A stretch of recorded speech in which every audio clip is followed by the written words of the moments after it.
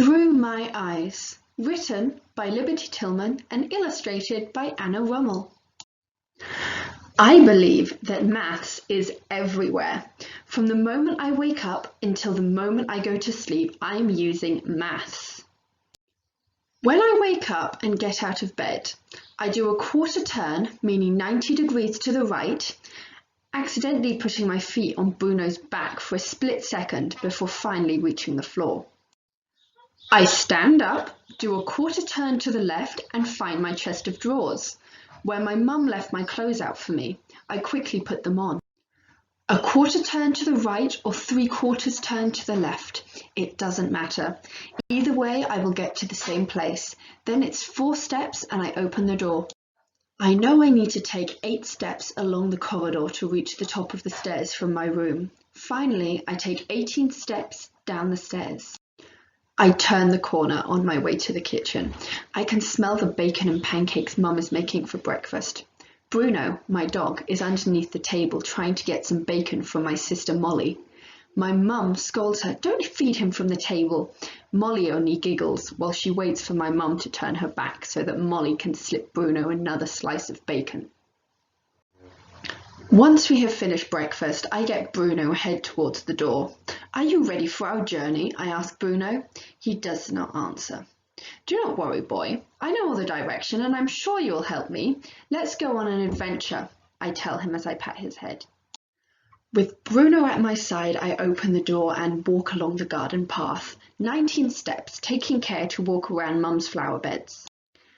Then the path comes to an end and I feel the cold metal of the garden gate.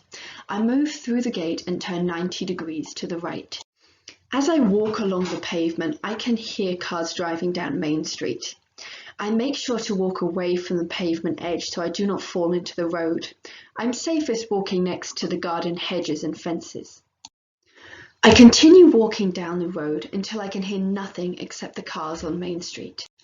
When I reach the corner of the street, I know that I need to cross the road here to continue on my way. To help me cross, I use the Pelican crossing. I know when I have reached it by the bumps on the pavement. 3 sideways steps to the right and I find the button to push to stop the traffic. I wait for the high-pitched beeping sound telling me it's safe to cross. Then I walk straight across the road.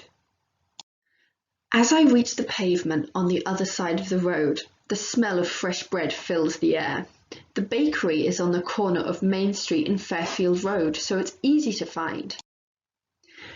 As I step through the doorway, I hear the chiming of a bell, and suddenly I am hit with the most delicious smell of fresh bread and cakes. It makes my mouth water. Yum! Wendy, the nice lady who works behind the counter, knows me. My family have been coming to the shop for many years. She knows my favourites. "Good morning. What would you like today?" she asks. "A chicken sandwich and a strawberry tart, please," I answer. She places them into a bag for me. "That's £3.50, she says. I take my money out of my pocket and offer my hand towards her. She takes the £5 note that I offer. The till opens with a ring and she takes a £1 coin and a 50p coin and places them back into my hand. "Have a nice day," she says. I do a 180-degree turn on the spot and begin to walk the couple of steps towards the door. The bell chimes again as I open the door. I am back on the street. I turn right towards the park. As I continue down the street with Bruno on my left side, he's between me and the road, I can hear bird song. I wonder what type of bird it is. Is this the sound of spring and sunshine?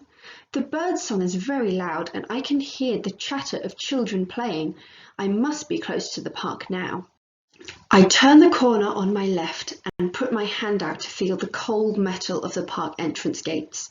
I know that I have arrived at the park. The park gates are open. I know there is a large oak tree on the right. I count my steps. 1, 2, 3, 4, 5, 6, 7, 8. I feel the bark of the tree against my hand. I am now in the shade of the tree. I sit on the ground under the tree. Bruno lies beside me as we wait for my friends Tom and Simon to arrive. We agreed to meet at 12 o'clock. Perhaps I'm early. I can't wait. I decide to eat my sandwich and strawberry tart right away. My friends arrive. I can hear footsteps rustling the leaves. Hello, they call out. Hi, I say. Are you late or was I early, I ask. Tom laughs. You are always early, he says. It's 12 o'clock now. We spend the afternoon enjoying the sunshine. We play among the flowers and dip our feet in the fountain. I let Bruno off the lead so that he can run and enjoy himself. He runs around in the grass and splashes through the fountain with us. He loves being outside.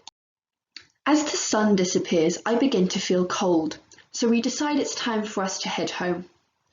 We are gathering all our things when I suddenly realise that Bruno is not by my side, like he usually is.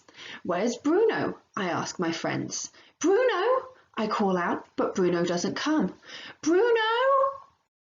We will go look for him, Simon says. He cannot have gone far. My friends each go off looking for Bruno.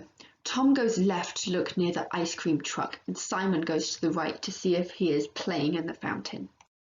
I sit down near the gate, wondering where Bruno could have gone. I feel a tear roll down my cheek. I am about to wipe it away with the back of my hand, when all of a sudden I feel a warm, wet tongue brush against my cheek. Bruno! I yell, you're back! My friends hear my shout and rush over to join Bruno and I. As we leave the park, I feel safe because I know Bruno will always be by my side.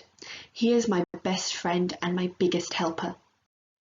We leave the park and retrace our steps from this morning. We walk past the bakery as Wendy is closing the shop for the day.